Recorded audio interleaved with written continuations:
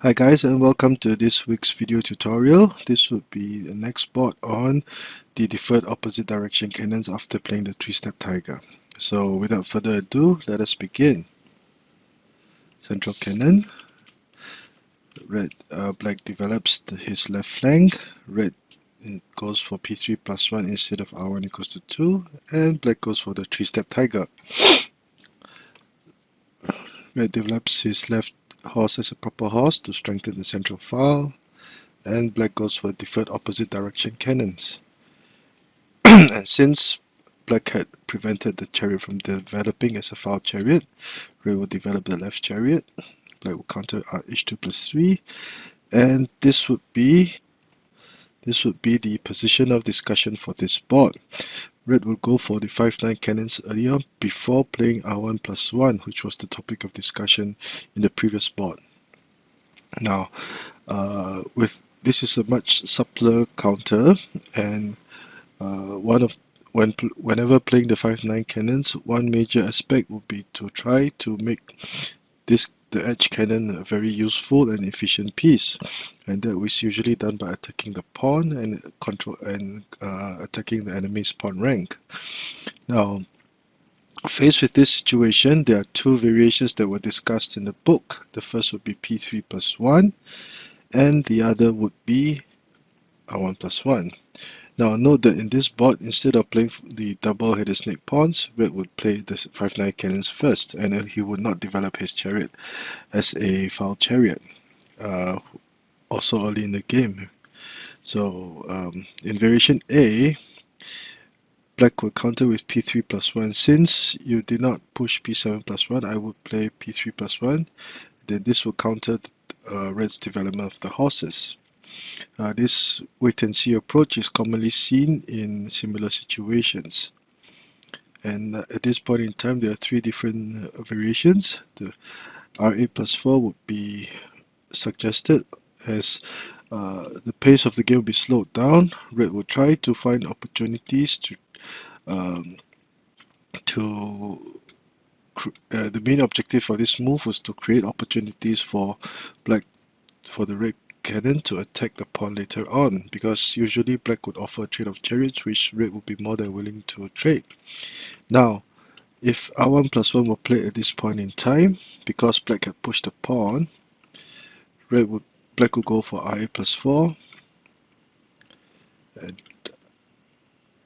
and black would have an opportunity to rebound from the situation.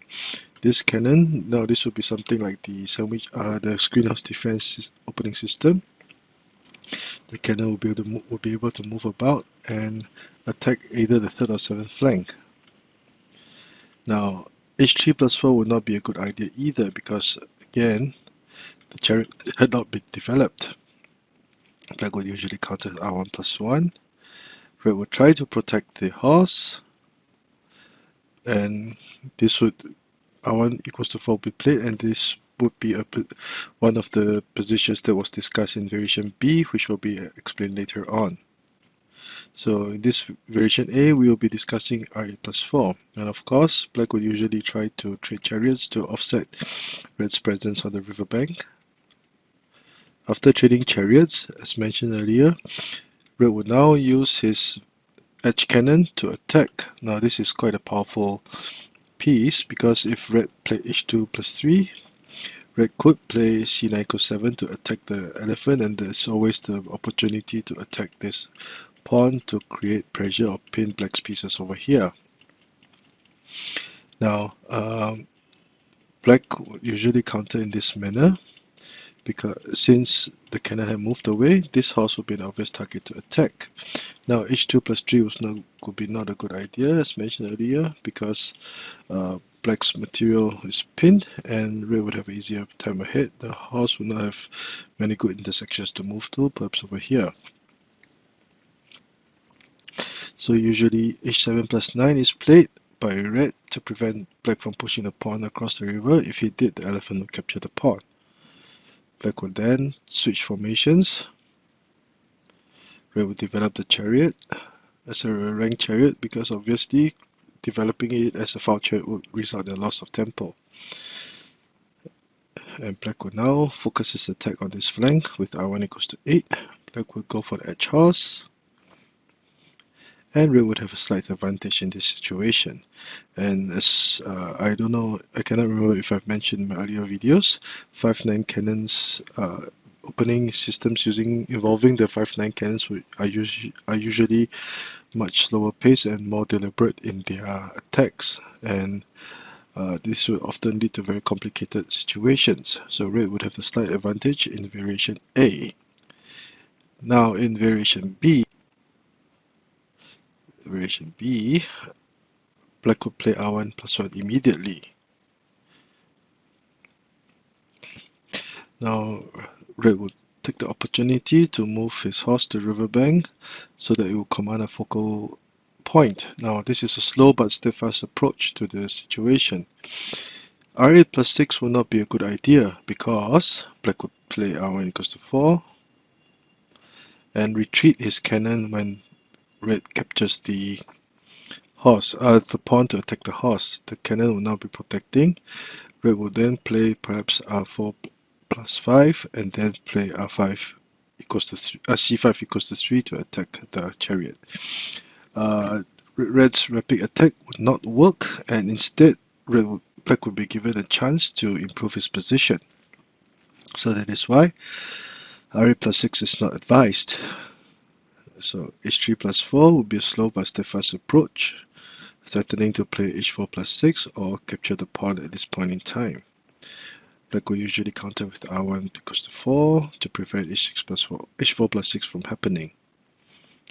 Red will protect the riverbank, preventing black from countering with R4+4. And black would now take the opportunity to develop his pawn to allow for development of the horse later on. This is a sound move. Black cannot be too eager to counter-attack with R4+7 because red will play A4+5, retreat the chariot and thus trapping the chariot over here, P3+1, and red will play C5 equals to 3. Now the black chariot will now have penetrated red's territory alone without any backup, and black would not have any contingency plan. If it captured the elephant, red could always play, okay, for example, if black continued to capture the elephant, red could play E5, E3+5, forcing the chariot to a very dark corner, and again this chariot will be very vulnerable. Now if black retreated, he will lose the chariot. So black's rapid attack would not gain any momentum. So P3+1 is usually played, and red will make a prophylactic move of A4+5. This will consolidate the central file to defense, and red will sort of adopt a wait-and-see approach to see how black would attack. Now, if red tried to play a C5 equals to 3 to attack the horse, black would simply attack from the center because the cannon had now moved away and the central file was weakened because not only had the cannon moved away, the horse would now have moved the riverbank. Again, black is prepared to sacrifice material to mount a powerful attack, and the presence of the chariots over here will make black's attack along the central file very threatening. And black will usually counter with A6+5 as likewise as a prophylactic measure to consolidate his defense. Now, would it be a good idea for black to try to play P9+1? Because if it push, maybe this chariot will be under attack. It cannot move because the black chariot had controlled this file. So red will usually counter with C5 equals to 3, RD equals to 6, P3+1,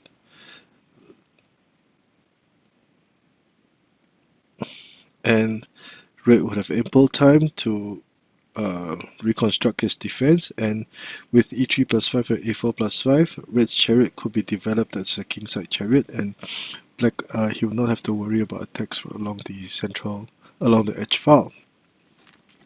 And Red would have also would at this point in time would also be prepared to play c3 plus 2. This would block the Black chariot, forcing it to become a closed chariot, and Black's plans would backfire. Red would now go full steam ahead to attack, and it would be very hard for Black to try to salvage the situation because of the pawn over here. So that is why p9 plus 1 is not a good idea. Instead, Black would try to consolidate his defense. Red would now play c5 equals to 3. And as can be seen, Red would have the initiative. So this would bring us to the end of this very short board. Now, let us review the board from the eyes of Black. Okay.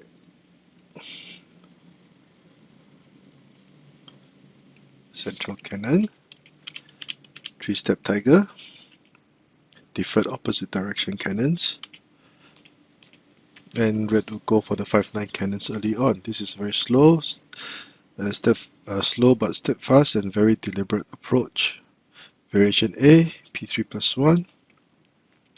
After some maneuvering, trading of material, the cannon will now make its presence known. And because of p3 plus 1, this pawn is a sitting target, a sitting duck. Black would try to play h5 plus 3 to cause Black's horse, and this would allow Black to switch his change his formation to adapt to Red's attack. e7 plus 9 to prevent p3 plus 1, and Red would try to focus his attack over here on this flank, and Red would have a slight advantage. Variation B, slightly more complicated. Red would develop the chariot as a ranked chariot. h3 plus 4, r1 equals to 4 to prevent this from happening. h4 plus 6 from happening. And Red will play p3 plus 1. He can, as mentioned earlier, attacking too eagerly result in the Black chariot being trapped alone in enemy territory. And both colors would then consolidate their defenses, and after a few more moves, Black's position would not be very ideal. It would become cramped, and Red would have the initiative. So this wraps up today's board on the opposite direction cannons. And basically, for the 5-9 cannons, for Red's 5-9 cannons, if Red were to play correctly, he will usually claim the initiative firmly in hand, and will often slowly gain the advantage bit by bit and build up to become a huge advantage. This would be Red's major plans, and Black will have to try to find ways to counter attack as aggressively as possible. So this is quite a new variation. If I were to play Red, I would often play the ranked chariot variation as mentioned earlier, and I found some success with it earlier on. But again, this opening is not for the faint of heart, and you would have to be very aggressive when playing the opposite direction cannons. So I hope you've enjoyed this short video. If you like the work that I've been doing, please do subscribe to my channel and give me a thumbs up. Thank you.